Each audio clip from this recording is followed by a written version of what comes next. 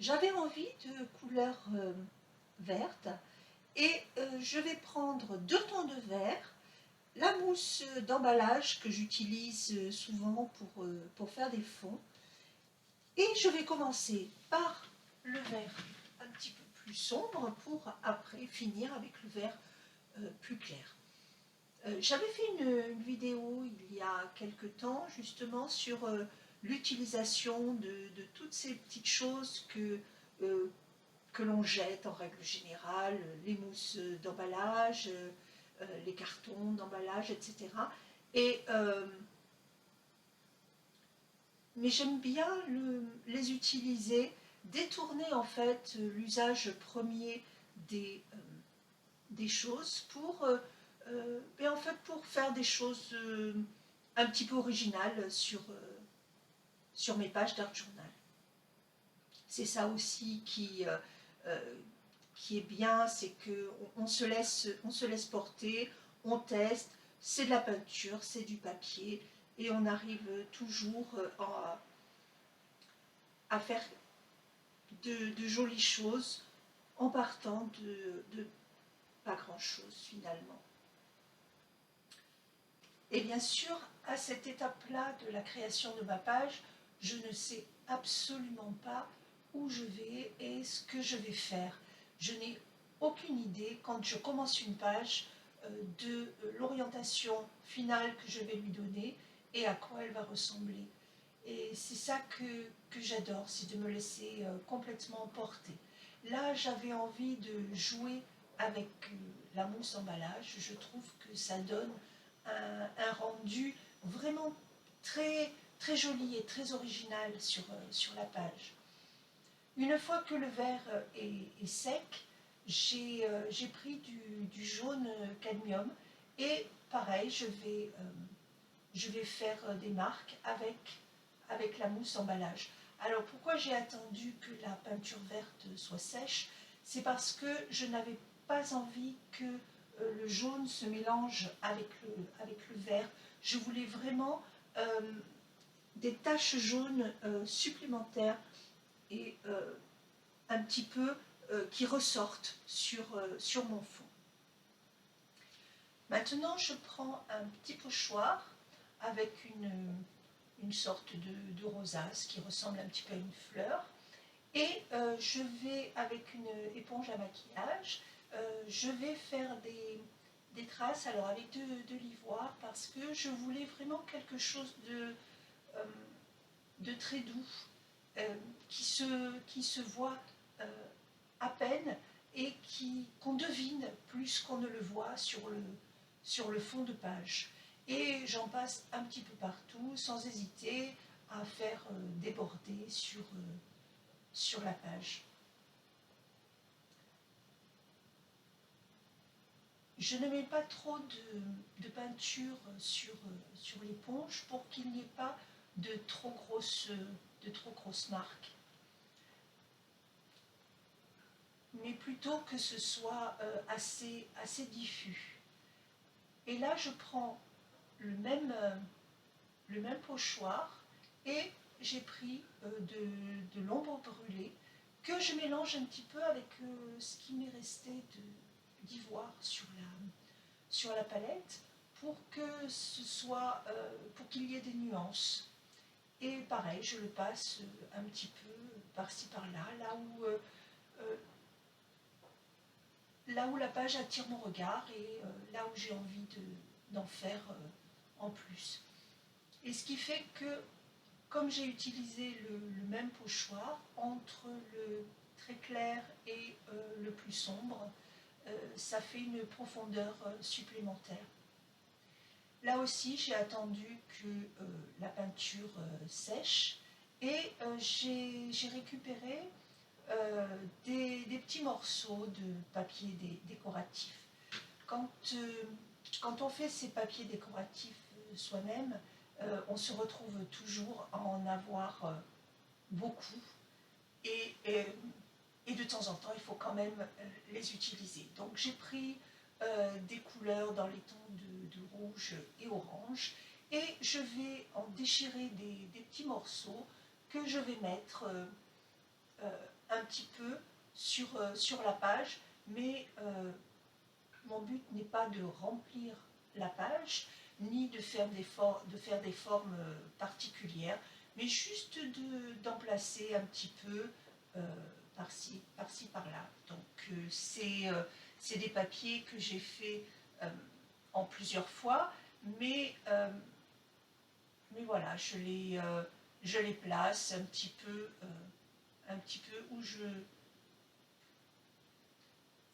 où je pense que ça peut me plaire. Je sais que je le dis souvent, mais quand on fait de l'art journaling comme ça, quand on fait des pages de manière intuitive, ce qui est important, c'est que la page nous plaise à nous. On ne fait pas ça pour les autres, mais bien pour soi-même. Et de toute façon, si elle nous plaît, si la page finale nous convient, forcément elle plaira parce que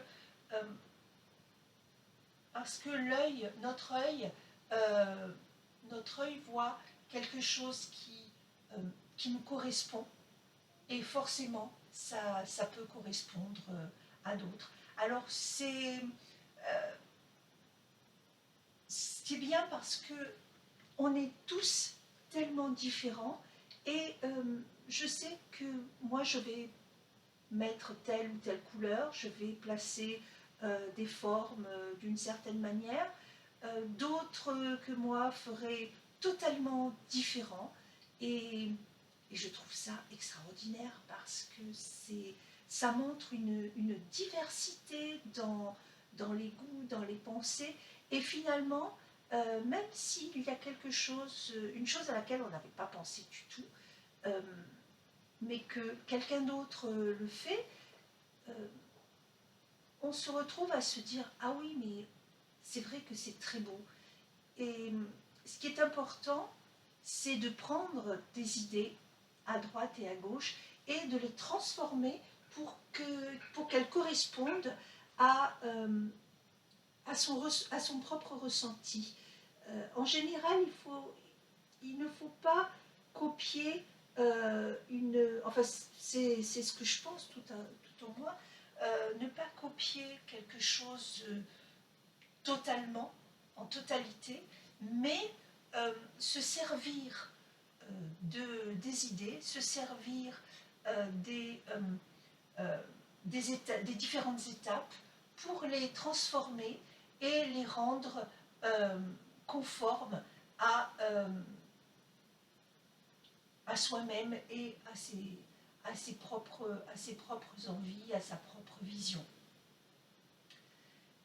Là, je prends un crayon aquarellable et je vais tracer les contours de mes papiers. J'ai pris une couleur verte pour qu'il y ait un halo et que ce ne soit pas trop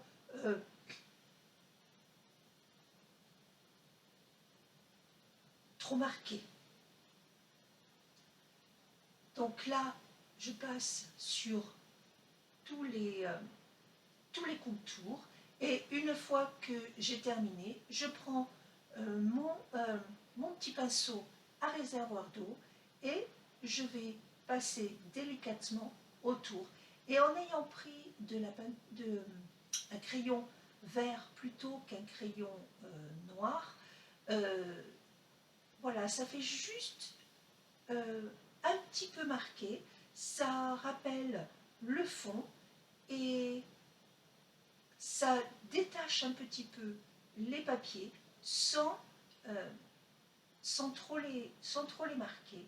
Et en plus, ça permet, en faisant comme ça, de colorer un petit peu les bords des papiers, parce que quand on déchire les papiers, il y a toujours une petite partie blanche, et là comme ça, ça permet d'enlever cette petite partie blanche des papiers. Une fois que j'ai terminé tout ça, mon fond est terminé. J'ai retrouvé ce pochoir que j'avais fait moi-même, un pochoir avec des fleurs très stylisées. Je prends un crayon noir aquarellable et je fais les contours vraiment de manière très libre, parce que derrière, je sais que je vais utiliser de la peinture, donc je fais vraiment le tracé général de ma fleur, mais sans chercher à être vraiment trop précise. Et là, je vais dessiner un petit peu ces fleurs, mais à différentes hauteurs, pour que ça fasse un petit peu de variété. Une fois que mes fleurs sont tracées de manière assez rapide, j'ai repris le vert foncé que j'avais utilisé pour le fond. J'ai pris de l'écarlate et du jaune, et je vais faire les fleurs. Pareil, mon but n'est pas de faire quelque chose de très précis, très ressemblant. Je pense que c'est beaucoup mieux de donner l'impression de quelque chose plutôt que de faire vraiment précis. Moi, je pars du principe que si on veut avoir une vraie fleur, on prend une photo. Si on peint, c'est pour donner sa propre vision. Alors attention, j'admire énormément les peintres qui sont capables de donner l'illusion parfaite de ce qu'ils représentent. Je trouve ça extraordinaire. Ils ont un talent fabuleux. Mon but à moi, c'est plus de lâcher prise, de pouvoir m'exprimer sur ma page. Et c'est pour ça que je me laisse aller au gré de mon inspiration et de mes envies. Et là, je mélange le jaune et le rouge pour donner des petites nuances à mes fleurs. Je vais attendre que la peinture sèche et je vais m'occuper un petit peu des feuillages. Alors je mélange le rouge avec le vert, qui sont assez complémentaires, pour donner un vert plus sombre encore et assez opaque. Sur mon pochoir, les feuilles sont toutes identiques, ou pratiquement, je crois. Par contre, je ne cherche pas du tout à les rendre identiques. Là, je déborde d'un côté, je déborde de l'autre, toujours dans cet esprit de vouloir m'exprimer et de donner plus une impression qu'une réelle objectivité, on va dire. Et donc là, je vais continuer à peindre tous les feuillages de mes fleurs, et en faisant de cette manière, ça permet à la fleur elle-même de sécher. La peinture comme ça sera sèche, et je pourrai ensuite les retravailler. Et pendant que je retravaillerai les fleurs, ça permettra au feuillage de sécher pour que je puisse les retravailler derrière. Le papier de ce carnet, c'est du papier minéral, du papier de pierre, et j'aime beaucoup travailler dessus, mais je ne peux pas le travailler de la même manière que du papier mix média que j'utilise habituellement, parce que déjà d'une part, il est totalement imperméable, ce qui fait que je peux me permettre de faire certaines choses sur ce papier que je ne peux pas faire sur du papier normal, mais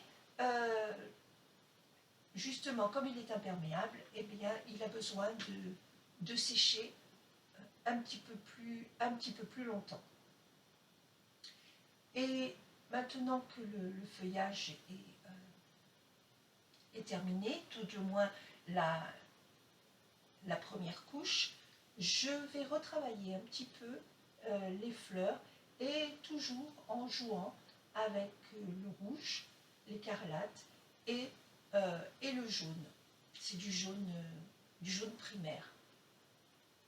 Voilà. Et j'essaye de faire avec des coups de pinceau des nuances par-ci, par-là et de mettre de la variété dans mes fleurs. En mettant de la variété de cette manière-là, tout au moins pour moi, ça me rend les fleurs plus vivantes et moins monotones. Et c'est ce que je cherche et c'est ce qui me convient, ce qui me plaît. Et j'en mets pas partout, même quand le jaune et le rouge se mélangent un petit peu. C'est pas grave, j'aime bien faire de cette manière et une fois que c'est sec, je reviens encore dessus, encore et encore, jusqu'à ce que je sois satisfaite du rendu que j'ai donné à mes fleurs. Je pense qu'on peut totalement allier la création intuitive et le rendu satisfaisant. Ce n'est pas parce qu'on fait une peinture intuitive qu'il faut absolument que ce soit n'importe quoi, même si n'importe quoi, c'est pas le terme adéquat, mais il faut qu'au bout du compte, cette page nous ressemble et cette page nous fasse plaisir en la regardant.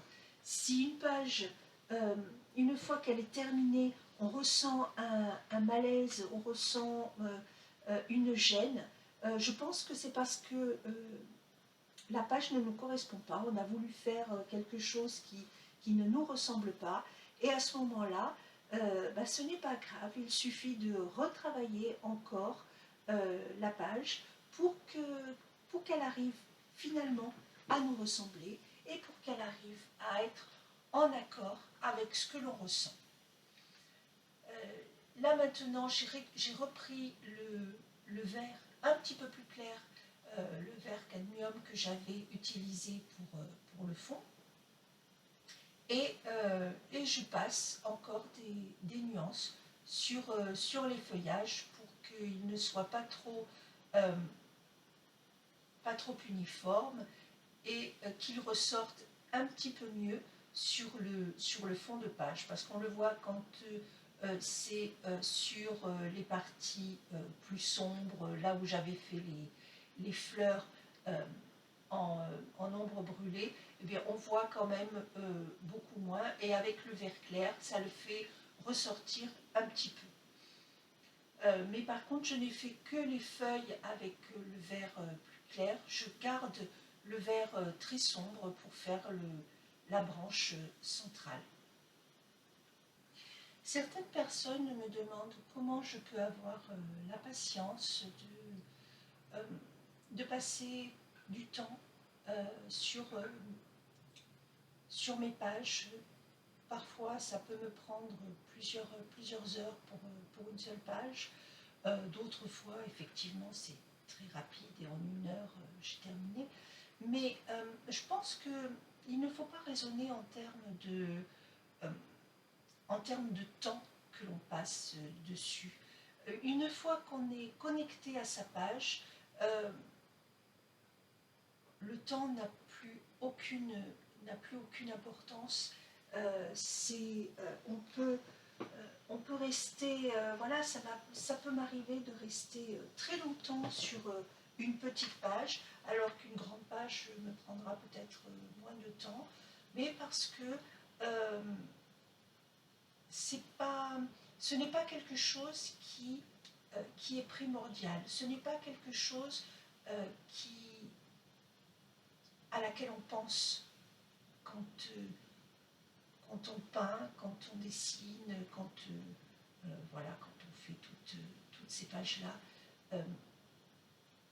Ce qui est important, c'est, encore une fois, je sais que je le répète assez souvent, mais ce qui est important, c'est de vraiment se connecter. Et quand je dis connecter, ça veut dire qu'on est, on est en accord avec la page. Plus rien d'autre n'existe. On oublie tout le reste. On oublie son quotidien. On oublie qu'on a une machine à faire tourner, qu'on a, l'aspirateur à passer, et je parle de choses complètement basiques, mais voilà, plus rien n'existe à part la page. Et quand on lève la tête, il est parfois passé une heure et on ne sait pas où est passée cette heure-là. Mais on se sent vraiment bien parce que on est arrivé à être en harmonie avec soi-même. Et ça, je trouve que c'est vraiment très important. Surtout dans la vie que l'on mène actuellement, cette vie où l'on court sans arrêt pour faire un maximum de choses en un minimum de temps. Parfois, les journées ne sont pas assez longues. Donc, se prendre un petit peu de temps pour soi, pour faire des choses agréables, c'est primordial. Là, j'ai pris un stylo gel blanc et une fois que la peinture était bien sèche, je fais les contours avec le stylo blanc pour donner, pour faire ressortir encore plus les fleurs sur ma page. Et je vais de cette manière-là faire toutes les fleurs. Une fois que j'ai terminé de passer le blanc autour des fleurs, je prends mon crayon aquarellable noir et je vais tracer tout autour du blanc pour faire ressortir et donner un petit peu plus de profondeur à mes fleurs. Ensuite, une fois que j'ai terminé de passer le crayon, je prends mon pinceau à réservoir d'eau et je le passe sur le crayon aquarellable, ce qui me fait un petit halo autour des fleurs. Alors si jamais je déborde un petit peu sur le blanc, ça n'a pas de grande importance parce que il me suffira à ce moment-là de repasser un petit peu de blanc pour le faire plus net si j'en ai envie. Et là, je passe comme ça tout autour des fleurs.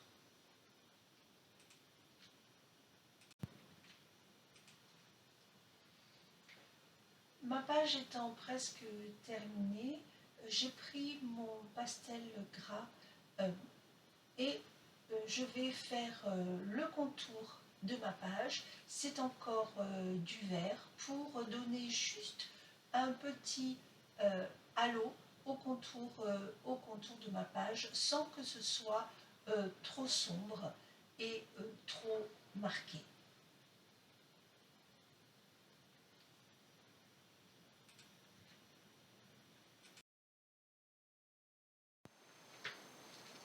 Je vais m'arrêter là pour cette page. Je te remercie d'avoir regardé cette vidéo Si le contenu t'a plu, n'hésite pas à me mettre un petit pouce vers le haut et un commentaire, j'y répondrai avec grand plaisir. N'oublie pas de t'abonner si ce n'est déjà fait et je te dis à très bientôt pour une nouvelle vidéo. Au revoir!